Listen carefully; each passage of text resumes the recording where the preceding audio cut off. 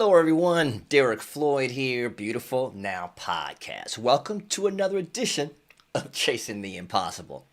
Now, this is the segment where I interview successful people who seem to have done impossible things along the way to remind you that no matter how impossible your dream may seem, how far it may be out of reach, how impossible it may seem to get there, if they can do it, then you can do it too. And if you enjoy this type of content, do me a favor. Please stop right now, big gigantic pause, and hit me with a like or subscribe to the channel. This lets me get the most updated content to you as soon as it's available. And don't forget to hit the little bell. That's your notification. Also, if you really love what you see, do me one big favor and share it with a friend. Because for me, it's all about making sure everybody gets the chance to be uplifted, encouraged, and inspired. Now, today's special guest, man, is somebody that's part of an enormous production team that I know you've heard their work over the past 10 years. We're talking about Cool and Dre. Now, these guys have produced everybody from Fat Joe, Lil Wayne, The Game, Nas, Queen Latifah, Rick Ross, Kendrick Lamar. They have been everywhere. We're talking about over 75 million records sold. So you know you've heard their work.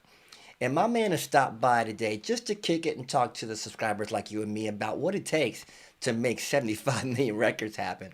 And if they can do it, if they can get that mindset, he wants to share that no matter what, you can do it too. So you please help me welcome one half of the incredible songwriting production duo, Cool and Dre, my man, Mr. Cool. Cool, you there for me, bro? My brother, what's good? Man, what's been going on, bro? Man, blessed. Glad to be on your show. I know we've been trying to get this, you know what I'm saying, to happen for a little bit, and I'm glad I'm here, man. Glad we were able to make it happen. Man, you're looking good. You're looking safe. Taking care of yourself. Look, staying safe. I know things are opening up Yeah. and people out there, with I got a vaccine, You so got your but vax. You got your still, vax. Yep. yeah, Come on. yeah, but Vaxxed even up. still, people think they got a vaccine. It's like they it's a free for all. You know what I mean? So I'm still Yeah. masking up, trying to keep safe. You know what I Yes, mean? sir. You got to, man. You got to. But I'm glad you're staying safe, man. And I know you're making a Yes, lot sir. of music in this pandemic time, right? This had to be great for you, right? Absolutely, man. We haven't slowed down one bit. We just been cooking and cooking and cooking and releasing Cooking in the music. kitchen. Yeah, we've been on. So we've been cooking in the kitchen and in the studio. So That's what's nah, going it's, on, it's man. been it's been it's been. I gotta say, man, it's been very productive, Yeah. and we know we've had some great releases. We got a top five record out, top of That's the what's year, going on. Come on, man. and it's doing great. Open them like number one in Europe, and Come it's on like now. Come on now. keeping it moving. Keeping it Yes, moving. sir. Yes, sir. Yes, sir. Well, man, I just was saying that one. Thanks for taking a few minutes to spend with me. I know we haven't had a chance to do it, and RK Multimedia gives you a mad shout out because you've been using our products for a long Yes, time. So I sir. I appreciate love your help on IK, that. man. IK been on, been taking care of the Cool and Dre movement for a minute, and For a making lot, we've sure been that big supporters. Big supporters. that's family right there. Yes, sir. Yes, sir. Yes, sir. So, man, today's interview, man, is going to be a little bit about you. My Chasing the Impossible segment is about talking to people who have been successful that seem to have done impossible things but made it. And I really feel like a lot of folks need to be encouraged out there, man. They feel like they're struggling and they can't make it through. But stories like yours will help somebody go, you know what? If he can do it, man, then I can do it. So, thanks for stopping Absolutely. by and just sharing, bro. No, absolutely. Thanks for having me, my brother. So let's dive right in, man. You growing up in Miami, right? As a kid, doing your thing. Yep. Did you always know music was your passion? That was where you're gonna go when you grow up. You know what? As far as I can remember, man, there's nothing that I can pinpoint that was um there besides music for me. It was always I always had I was drawn to music at an early age, and I started DJing in high school, and you know that transition into doing parties and doing all that, the DJ circuit, and then into the production. lane. Mm, mm, mm. So did the DJ side help shape your production skills? I mean, that have got Oh, you going on there? yeah, absolutely, man. Because I was doing like, in high school, I was just focusing on like, selling mixtapes. I was just trying to get my hustle on, however I could, but it was all music related, And it definitely, when you're in there DJing and you kind of, as a DJ, you kind of know how to read the crowd and know what the masses like. And I think that really played a role in, being able to understand how song structure works and how what BPMs and what samples, and what I'm saying, because as a Mm. DJ, you just love music, so you got a vast library of, at that time, vinyl. That was pre Mm. Serato. You know what Come I on, mean? Vinyl. Come on, Vinyl. Bring it back. Yeah, Bring it yeah, back. pre Serato. So you literally had to pull up to the club with crates of records, and you had a different. It was Wow. a different. It was a different time, man. I don't. Yeah, I man. definitely. I know every DJ out there that's still in the circuit that was around the vinyl days doesn't miss having to have to carry all those Carry them crates up. crates. But it definitely, as a DJ, we always, anytime I was able to buy vinyl or get records, whether it was at a record store or at some type of somebody selling off a collection, it became my music library really grew, and my ear expanded to listen to all kind of different genres of music, and that really helped with shaping on how to hear and identify certain segments that the regular person might just hear it as a regular song. I heard it as Mm. a dope loop for a Oh, record. wow. You know what I mean? Wow. So Wow. definitely, it definitely shaped my ear in a major way, and a lot of big producers had to transition as DJ. And you got guys like Lil Jon, and you got guys like Dr. Dre. You know what I mean? These guys are like, they were DJs, then became producers. So the correlation is definitely there, and the connection is definitely there as well. I love that you brought that out because a lot of people think DJ and producer are the same, they're synonymous, and they're not. Give me a little bit of an explanation so the customer, the person out there listening can go, okay, do I want to be a DJ? Do I want to be a producer? Do I want to follow both? And is it required? Give me a little bit about that. Yeah, it's really on. It's really a passion thing. You know what I mean? I didn't when I started DJing. I didn't start just DJing because I said, yo, I want to become a producer, so let me start DJing. No, um, the DJ thing is just starts from a love of just music and blending and seeing people have fun and being that uh, person that's providing the soundtrack to an atmosphere or a vibe or a place or you know so the when the connection of both is there because it's music. On one end you're playing music, and on the other end you're creating music for other people to play. So there's a connection there in some sense, because you could literally be the DJ who produces his own records, gets artists to jump on his records, and then they can play that in a venue, which is what a lot of the electronic guys do. You know what I mean? They're DJs, but they also produce, or they have a production team, and they play their songs at these huge festivals, Yeah, and people yeah. love it. You know what I mean? The So, Armin Van but Buren's and these big guys, yeah, these big dudes. yeah, yeah. But it doesn't necessarily mean you have to do both. There's a lot of DJs out there who, I would say, more than the majority, that are just DJs.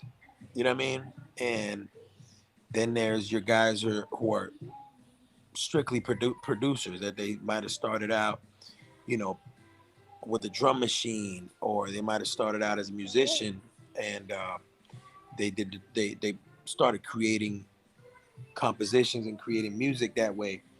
And they've never dabbed into owning a you know what I'm saying, a Mm-hmm. turntable or vinyl. Um, but I think the marriage of both can be very beneficial to both crafts. Mm-hmm. Uh, being a DJ transition into a producer can be great. You know what I mean? Can Mm-hmm. be great. I think it's nothing. I think it's just all positive, because if you're a dope DJ and then you become a hit making producer, it's like now you're a double threat.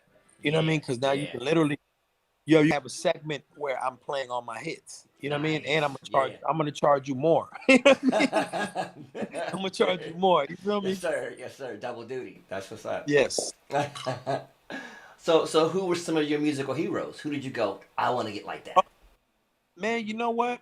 For me, since my music library was so extensive, man, it varies. I was very heavy into, 70s music. I was heavy into 80s. I was heavy into, the early hip hop stuff. So definitely um Uncle Luke, you know what I mean, being out of Miami, and that band. I can remember going and buying that to Peaches and going and buying that Band in the USA album. I remember he got all that heat from Sensory, and they were trying to ban the album, and the album was called Band in the USA. And I remember being in the bus with my cassette, being so excited. You know what I mean? Oh, the cassette. With the Oh, cassette, yes bring it back. sir. Bring it back. Yeah, with the cassette. And I remember being so excited, man. I opened it up, and the cassettes used to open up in flaps, and Yeah. I was just reading like all the credits, and who produced what, who mixed what. And this is just me as a music fan. This is Mm-hmm. this is not even me on as a DJ, because that was before I even started that. But this is just me being a music fan. And I remember, so definitely like, Two Live Crew, Uncle Luke, and them, uh, NWA, because these are just, I see. Thankfully for me, my parents didn't speak English. You know what I mean? So Wow. I had it pretty good, because I could literally sit in my backyard. I remember I had a big boom box with like 4 speakers, and I'd be back there. I'd be back in the back of the house playing like "F the Yeah. police coming Right. straight for," like loud blasting, keep and my keep friends it would be clean. We like, got a family "Yo." program, yo. Keep it clean. Yeah, yeah, exactly. Yeah. My friends would be like, "Yo, how can you play this? Like, if we play Right. this, my mom is coming out. She's gonna, you know what I mean? Right. Right. We can't even buy this." I'm like, "Bro, my parents don't speak English. You know what I mean? We can play whatever the hell we want over here, right?" So that Oh my freedom, god. so definitely Two Live Crew. Then you have like your you're like OJs, and you're like Yeah. Curtis Mayfields, Yeah. and you're like Yeah. Cool. Yes, sir. Timberlands, and your Neptunes, and Yes. and and Dr. Dre and Quincy Jones, Come on now. and Now you and, stepped and into it, yeah, Barry White. I was a huge fan of Barry White, especially man. from Miami, Yeah. because Barry was one of those guys that he had Love Unlimited Orchestra. He had so many extensions of Barry White, Hmm. and he had so his catalog is so vast. I'm talking like nonstop albums. Like Yeah. Barry Yeah. was like an animal, you know what I mean? And Yeah. he had in Miami, we grew up on Barry White. There was 3 songs in particular that literally I would play, not exaggerating, like each song would get played 5 times Oh, in the span of a night where I was DJing at a party, right? wow. That's how big Barry White was out here. Who knew? So it was 3 songs for the Uh-huh. listeners out there. One, and I had all of them on vinyl. Look at Her, right? Okay. The other one was called it's the theme song for King Kong. Oh, okay. But I'll look that one up. Barry White did a theme for King Kong, I'm gonna have to look that right? one up. Yeah, right. The Look at Her, and then she's the last one is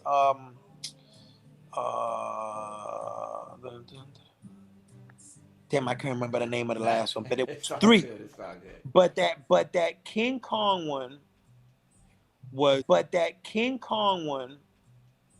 was sampled. All of them been sampled on every bass record, but that King Kong one was like literally you would play it and you would speed it up to 45 on the turntable. You would put it on 45 RPM and then you would go -8. You know how the techniques have the pitch control. Mm-hmm, mm-hmm, So you would speed it up plus 48 mm-hmm. from a 33 RPM vinyl. So it sped it up real fast, and then you would Yeah. slow it down -8, and the crowd would go crazy. I'm talking crazy. Wow. Who So knew? so let's see, and then you got who else? Um big on Phil Collins. Come on now.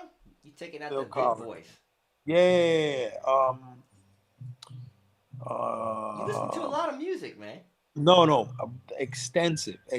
Like you'd be like, oh, big fan of reggae music, like Oh Dennis yeah. Brown, Dennis Brown, Barrington Levy. Um, Yes. of course, Bob. The Marleys. The Um, Marleys. you know what I'm saying? The Bob and the whole, Yeah. the whole And the whole movement. family, cause all of them making Yeah, music. exactly.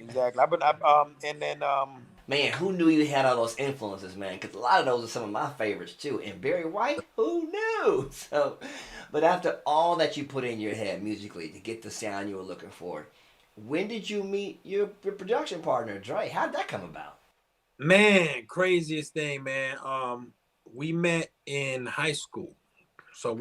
we were in vocal ensemble. So vocal ensemble is not it's like a core choir class, but like advanced. You know what I'm saying? So So I you was a remember, singer? You was singing? yeah, me and Dre, we sang in vocal ensemble, which low key was a real plus for us on later on when we became producers, because we were able Yeah. to not only reference a song or show a singer how they should do the part, Yeah. right, by Mm. singing it, but it helped us with harmony arrangements. It helped us with Nice. really just vocal theory altogether. Like so me and Y'all hear Dre, that, producers out there? Get your vocal game on, producers. Get your yeah, it's vocal game very on. important, Get because right. if you could literally, we've been through the whole vocal training, you know, 1, 2, and it's, you don't think at the time, but it really was a huge plus for us as later on in life as producers.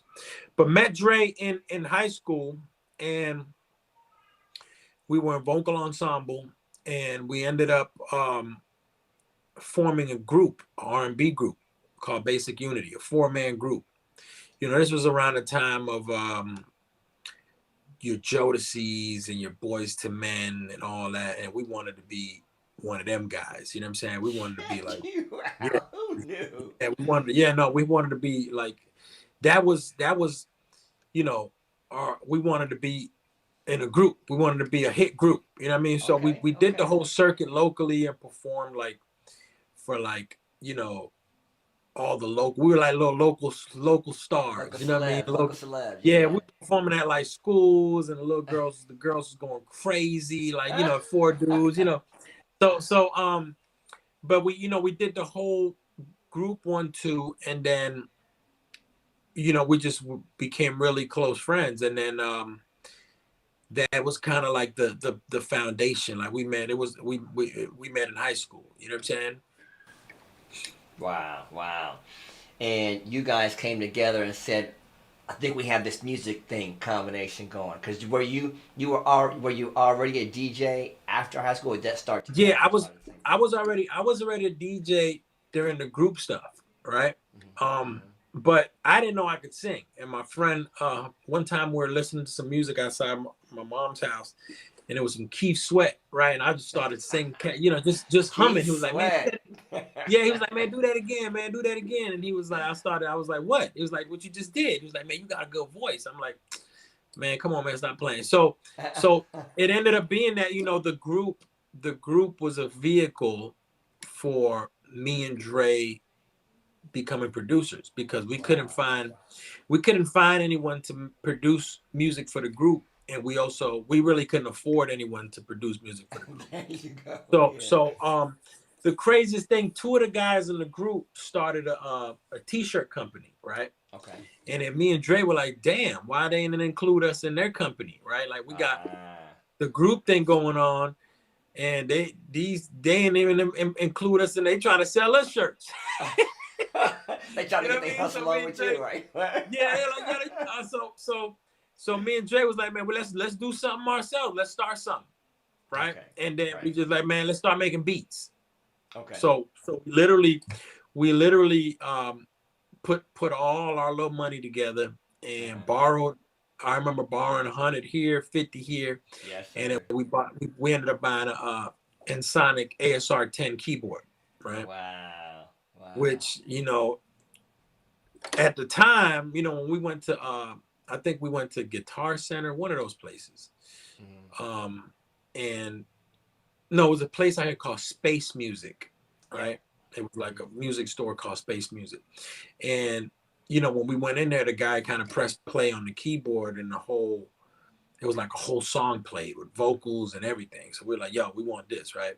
Right. So we ended up buying, I think it was like, I don't remember, I think it was almost like 1900 or 1700, right? Mm. So we started making music for the group, and I'll never forget.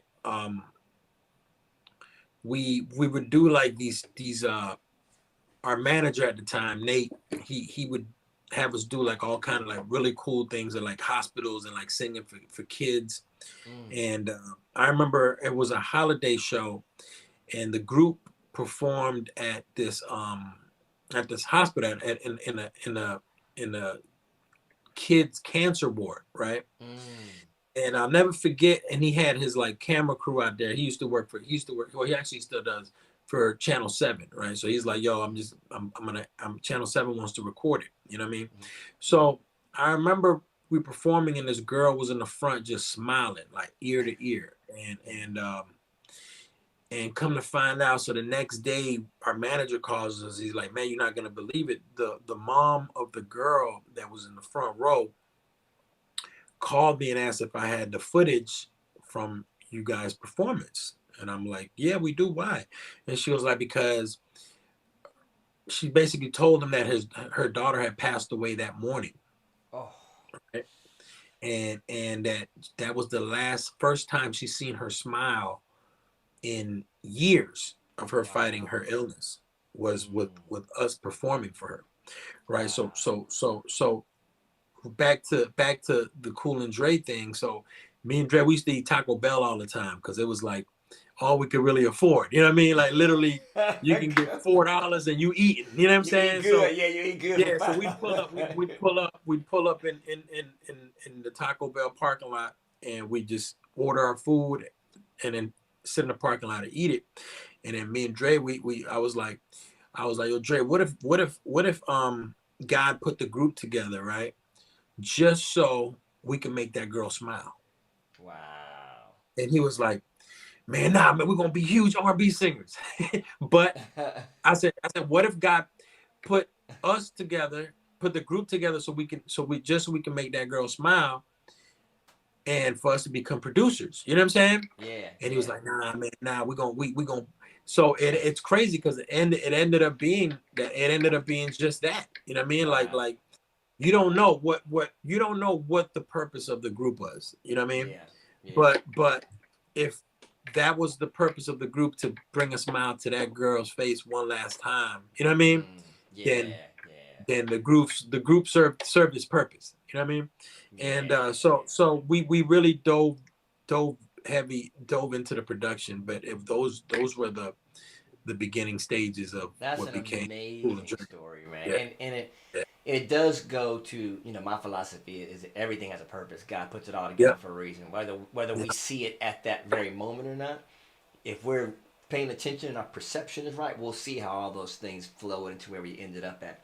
And Absolutely. even the bad stuff had to happen to show us something. So it always gets us to where the destination is, but people don't Hmm. always see that. So it's a blessing you shared that story, man. That's awesome. Yeah. That's awesome. Love, love. And as you guys grew into a production team, do you guys split the duties, or is it like one gets a beat, one gets a melody, one gets the bass, one gets Well, the vocal? Is it just all you got to just work yeah, together that way? as a duo, we get asked that question a lot. And I think early on, we were just trying to figure it out. And we're both very creative. And I think when you have one piece of equipment, you gotta like, you can't be like, while you in there trying to vibe, you can't be in there like, hold on, and then because so Yeah. the main thing that we figured out early on was be a friend of, make the save as feature your best friend. You know what I'm Yes. saying? Mm-hmm. Mm-hmm. Because that can be the key to creative freedom between a group of people. You know what I'm saying? Ah, cool. So That's for cool. example, so for example, like we would like, Dre would come in with like a melody idea. You know what I'm saying? And he'd start laying the melody down and looking for the right sound. And I might be like, yo, there's a new pack, a new Mm-hmm. sound bank that I just went to the store and and copied. Because before, back then, you couldn't go on like Splice or like these sites Yeah. and like download, or IK Multimedia or nothing like that, and download, like, you know what I mean, like Yeah. Yeah. a, Yeah. a sound Yeah. module. You literally Yeah. had to. Yeah. Yeah. So when in order to get sounds for the ASR, you either have to sample Mm-hmm. sounds into it, right? Mm-hmm. Or at the store they had their library. They had a Mm-hmm. library of Mm-hmm. floppy disks. So you literally Yep. had to go there, and you show your receipt, and they would let you take as long as you needed to Yeah. copy Oh from yeah. their library. So you would clone their sounds, right? Yep. Yep. And so it was a mission. So if you wanted like some pianos or some guitars, you had to go to Guitar Center, or Yeah. find a guitar lick and put it and sample it, and spread it amongst the whole Yeah. keyboard. So Yeah. Yeah. so so we ended up getting ASR. And hold on, Well, the we question? were just talking about how the production thing is shared, and you just said, Oh hey, yeah, yeah. So you sorry. use the save as, So like you get to one part, yeah. you say So he comes in as the next basically, part. so the cool thing about that was we really found early on what worked for us was we respected each other's creative space, Mm. right? Because what happens is, if you're got an idea, and Mm-hmm. the whole goal about is with being a producer is being able to convert what's in your mind into the machine, Mm-hmm. so you can hear it, how it comes to life. You know what I mean? Yeah. And it has to Yeah. sound the same. That's Yeah. what makes a talented producer, to be able to take the idea and figure out a way to transform it into, bring it to life, right? Yeah. Yeah. So if in that moment where you're being creative and you're trying to figure out whether it's a chord or whether it's a melody, and whether it could be a drum programming pattern, it could be, you know, whatever aspect of creating composition, the last thing you need is somebody saying, hold on, try this, Mm. because you could have just ruined the hit idea. Mm. Mm. You know what I mean? So Yeah. we figured out that out early on. So then what we would started doing was, I let because remember, we're trying to work on one piece of equipment. You know what I'm saying? It ain't Mm-hmm. like, if you have like two separate setups, or if you Mm-hmm. have like multiple keyboards, or if you have multiple computers, I can literally put my headphones on and come up with some ideas in my headphones, Mm-hmm. right? Back then we had one piece of equipment, and so I would let Dre kind of like get his ideas off. Once he was done with his idea, he'd be like, yo, check this out. What you think of this? And I'd be like, yo, that's hard. Check this out. I hear this on it. So then what I would do is I would just save it as something else, rename it and save it as, you know, so-and-so beat one, you know, cool, Nice. right? Yeah. And then I would add my elements to it, right? And then we compare. And it would be like, okay, well, yo, that sounds like it could be the hook part, or it could be a break, or it could be, or nah, that ain't really it. You know what I'm saying? Yeah. But yeah.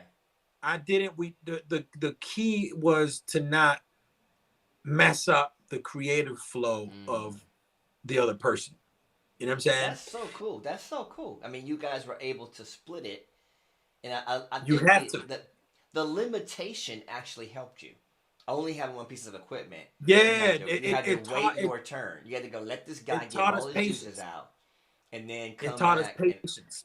It worked better for you having one piece of equipment. If you would have had both, Absolutely. y'all might not have been as good in the early days. Yeah, you know what I mean? yeah, absolutely. So now it's like, okay, he has his setup. You know, everything is all portable now. So, you know, if he has his laptop and he's working on the speakers, I'm putting ideas together for.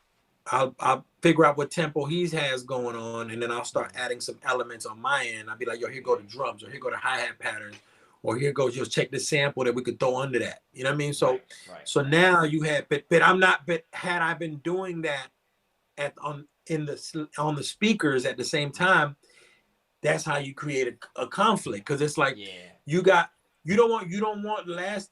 You can always go and be like, you know what, the new version is better. I ain't gonna lie. But the fact that he got out that version, the first one, is how that new one came about, because you as he was creating, you're coming up with other ideas for it, right? Had you stopped that, you might have created you might have bumped heads and be like, nah, man, you ain't. That's not what you're not trying. And that's how issues happen. So I think for guys that are just, and you know, we're in a very collaborative time right now where everybody's kind of collaborating. We're collaborating with a bunch of different writers and producers. So it's so important to let the artist get his idea out and then be like, yo, okay, you done? Okay, check this out. Let's try this. You know what I mean? Because last thing you want to do is be like, man, he might have had the hit idea and I came with my badass idea and messed it up. You know what I mean? Messed it all up. Yeah. So be a friend. That's a blessing right there, man. You just setting people free right there with that. That's good wisdom right there. It's a major gem. Producers, you want to be a collaborator, let the other person collab with you. Let them get their whole idea out. Don't come in trying to bogart the whole thing. Yeah. It's all about letting each person have their space. That's a blessing to share that. That's good stuff. The creative space is not a place to be hogging. You know what I'm saying? Let people get their vibe out, and then you come with your idea over that. You know what I'm saying? And then you pick, because you could have just save as. Let's save this something different. Save this next that's something different. So we don't overstep each other. Of course. You know what I mean? Like that's good. You know, that's you know, we can do that. It makes life a whole lot easier, because it's like you're not messing up the original idea. You're creating an alternate version. You know what I mean? And then that alternate version could be the new version because it's better, or it could be a remix. Not even a remix. It could be a hook. It could be a bridge. It could be anything. You know what I mean? Or it could be the new version, or it could be like, nah, that shit is whack. No. Let's go with this. You know, because the thing is, you're not gonna know until you fully compare. Wow. Like, okay, you know what? Damn, nah, my idea wasn't the best. You know what I'm saying? Right. Then your partner is gonna respect that you had an alternative version as well. You know what I mean? And contributed a vibe. So there's no set formula, man. Like we get in there and we just vibe. It could be a situation where like for example, I'll give you one of our hits as an example, like Hate It or Love It, right? So normally I would chop up samples and I would start laying down ideas, and that was one of the ones where I had an idea, and I chopped up the whole samples that were all chopped up, and what I would do is I would just chop them up and I would leave them on there. I would work and I would leave them on the MPC, and if I would get stuck, then I would just kind of leave it. Right. So Dre, he would, the studio was in the garage, so he would just come into the side through the side, and he pressed play on the MPC, and he heard the beat with the sample. But he had just came in from listening to I think he was listening to Encore, Jay-Z Encore, right? And his ear was in that mind frame of that groove, right? That Just Blaze had originally did. And he came in with that energy, right? So he heard the sample different. So he went and he rearranged the drums, and then when I came in, it was like, oh, now that sounds like a vibe. You know what I'm saying? That just feels good. And then I had the signature hi-hat that we had in that record, and I grabbed it off of an actual vinyl. So I was going through vinyls on my headphones, and then I was like, yo, load this up. I'm gonna sample this into there. And then he sampled the hi-hat and that, you know what I'm saying? And it was just like, it was just when the hi-hat hit the beat, it was like the perfect marriage. And that was the birth of a #1 hit record. You know what I mean? And which hit record was this? That was Hate or Love It, The Game of 50 Cent. There it is. That's the biggie. There it is. And let me Yes, bring sir. you back around to that, because the genesis of how you've done what you've done, obviously with over 75 million records sold, bro. I mean, come on. You've obviously reached some epic success. But when was there a moment in your mind when you felt like, okay, damn, I really did make this. I made it. Because I mean, you were grinding for so long. I feel like some people just grind forever and never feel like they take a break and enjoy their success. But 75 million records, it's a lot of records, bro. So when did you feel like, okay, I made it? When did it hit you? I don't think we've hit our peak yet. You know what I'm saying? Like, I feel like we've had immense success, but I think that's what continues to drive us, and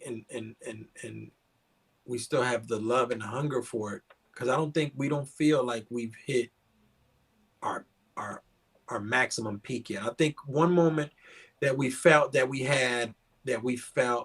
accomplished, right, was definitely when we broke one, because it's one thing to produce records for everybody and big artists, but when you take your own artist, right, and that no one knows, and you're able to be a part of catapulting them into making where they have a hit record, and you break an artist, it's a different feeling. I think that was a moment for me and Dre where, it was like, finally, like, our artist Kent Jones, he had a record called Don't Mind.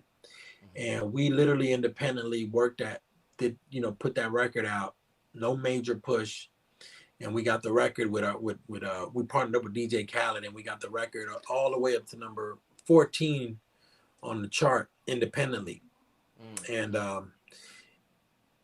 labels, they're like, oh, finally Cool and Dre break their own artists. You know what I'm saying? They're like finally they break their own artists.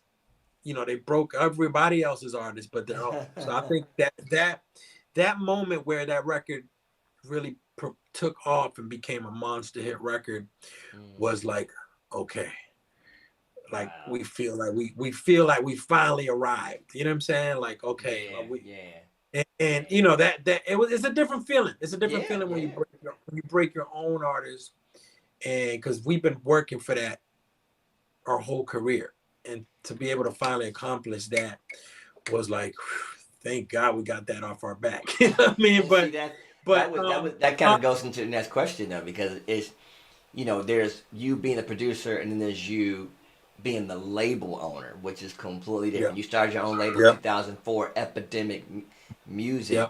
How different is it being behind the desk making the decisions than being behind the ASR team making the beats? How do you feel about that situation? It's dangerous. It's because what happens is, in most cases, and I can't really recall too many producers that dove into it, the executive side, that didn't take that their production career didn't suffer. You know what I'm saying? Mm-hmm. So for us, we dove into our production career. We started focusing on our artists, and our Cool and Dre production brand took the back seat, and it ended up hurting the brand, right? Mm-hmm. So that's, I think, later on we figured that out, and we were like, yo, because we did other deals and stuff like that, and later on we figured out, like, look, you only as hot as your last record. You know what I mean? So Mm-hmm. if we want to get stuff done and be able to have power in the building, we have to Mm-hmm. still be relevant and powerful as producers, because that's why they got into business with us, because we're amazing producers, That's what's up. and that just happen to have a dope artist that they like, but they're in business with us because they know that we can deliver them a done project with hit records, and that's why they're in business with us. So the key was realizing that we got to still stay hot while Mm-hmm. we're running our record company. You know what I mean? So that's why later on we figured, delegate some stuff to some people. You know what I mean? Bring. Don't be afraid to bring one or two people on to be the let you stay creative, Mm-hmm. and let set your days where you're dealing with label stuff with the team, and but stay creative first. Right. You know what I mean? So that was the transition that we had to make, was stay creative first. Nice, nice, nice. That's great advice, man, for anybody that's trying to do both. They thinking they're gonna be a producer, they're gonna be a label owner. It's a lot going on, and Yeah, it's two different it's it's hats, man. it's dangerous. It's dangerous because the label stuff, you're dealing with budgets, you're dealing with spending money on Mm-hmm. on working records, you're dealing with promo tours, you're dealing with all this kind of stuff. You are, and that's if you have one artist. If you have a couple artists, then you're like, really, your career revolves around your label now and your Yeah, artists. yeah. So if nothing pops off, if the timing is not right, if Mm-hmm. the record isn't worked, and or whatever the case may be, Yeah, it doesn't work out, you just really lost a couple years of yeah. the producer game is like, you can't be out for a while. It's, Right. it's You like got to be starting hot. over from You got to scratch. stay Yeah, it's hot. like Yeah. starting over from scratch. So we realized that, man. We also started seeing, like, a lot of our friends and peers, like them, they started doing situations, and then you started seeing that they got disappeared. You know what I'm saying? Yeah, And yeah. some of them never bounce back, and some of them Wow. crawl back and try to get back in, and it's like, Mm. it's too late, because by then the Yeah, music starts to change, and then yeah. you're not on top of the times with the sonics and what's hot, and Mm. it's like, it's like, I say, like a DJ. Like, if you're a Yeah. DJ that from the '90s, and you were killing it in the '90s, and then you stopped DJing for all these years, and then you try to jump back 2021, it's like, you got to get reacquainted with all the Yeah. music from all the from the last 2 decades, and Mm. you got to, like, really, like, okay, I'm just gonna do '90s parties on the weekends. You know what I mean? Like, because it's almost impossible to like to Wow. like catch up. To like catch up, just you miss so many years. You know what I mean? Yeah, So it's just yeah, very yeah. similar to that with producing. Like, your production is gonna take a big hit.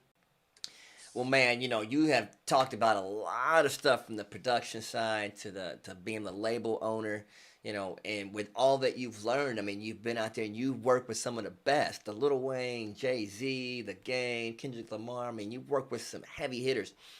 What gave me just one of the greatest lessons you've learned from working with other artists that are in their prime? because there's a different level when they're in their prime than when they're, Yeah, at another state. And I'm sure you've learned a lot of lessons with that. definitely. I think one that sticks with me um, from working with like these mega star super talent, because that's what they are. They're a super talent, right? Genius level is basically when they when it's time to work, it's like they don't got a dollar to their name type of hunger, Mm, right?